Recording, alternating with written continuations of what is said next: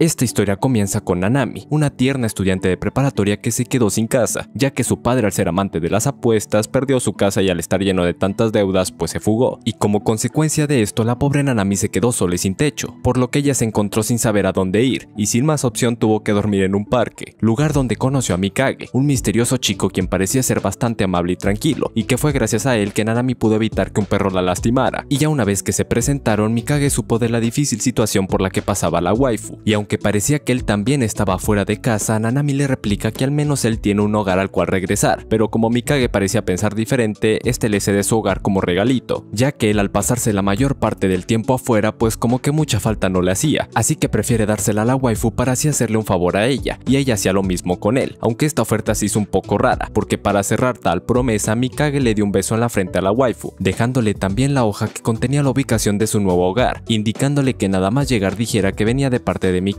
y así seguro la aceptarían como la nueva ama del lugar. Dicho esto, Mikage desaparece sin dejar rastro, y pues Nanami, sin tener algún lugar a donde ir, opta por ir a visitar el lugar que le habían dicho. Y para su sorpresa, este nuevo hogar terminó siendo un santuario abandonado en el que apenas se veía algún alma viva, o al menos es lo que parecía, porque en ese sitio en vez de almas había espíritus que en un primer momento la confundieron pensando que era Mikage, quien al parecer había dejado abandonado por unos 20 años el santuario, supuestamente porque se había ido a buscar unos cigarros. En fin, que fue por esto que los espíritus se abalanzaron contra la pobre chica, pero una vez se dieron cuenta de que ella tenía el sello del dios de la tierra en la frente, lugar donde la había besado Mikage, ahí es donde estos espíritus reconocen a su nueva diosa, y la waifu, queriendo ser solo una inquilina, al parecer esta noticia no fue del agrado para el espíritu guardián del templo, un albino medio mamoncito llamado Tomoe, quien en ausencia de Mikage mantuvo las cosas relativamente en orden, pero ahora él, al ver a esta chica como nueva diosa, él dijo que se iría, porque él aceptó ser familiar exclusivamente de Mikage, y de nadie más, pero ante esto los amigos espíritus de este chico intentaron convencerlo de que no se alejara, pero bueno, ahora Nanami debía encargarse del lugar y por lo menos al tener un techo donde quedarse se puso a arreglarlo y a limpiarlo, tal como se lo indicaban esos espíritus llamados Onikiri y Kotetsu, y al parecer todo esto formaba parte de sus tareas como diosa, pero ya luego llegó una ancianita a hacerle una petición, y ahora sí que Nanami se consideraba una diosa al asumir la responsabilidad de cumplir ese deseo, pero las ganas se le apagaron cuando se entera que a partir de ahora ella debía cumplir con una gran lista de deseos pendientes que se habían acumulado de aquellos visitantes que habían ido durante esos 20 años que desapareció Mikage, y pues Tomoe, haciendo su mayor esfuerzo, intentó cumplirlos a solas. Entonces la waifu, entendiendo la importancia que tenía el espíritu zorro en el templo, se va junto a Onikiri y Kotetsu al mundo de los espectros para buscar al Tomoe, a quien afortunadamente encuentra viviendo con unas mujeres en el barrio rojo, pero viendo la buena vida que tenía,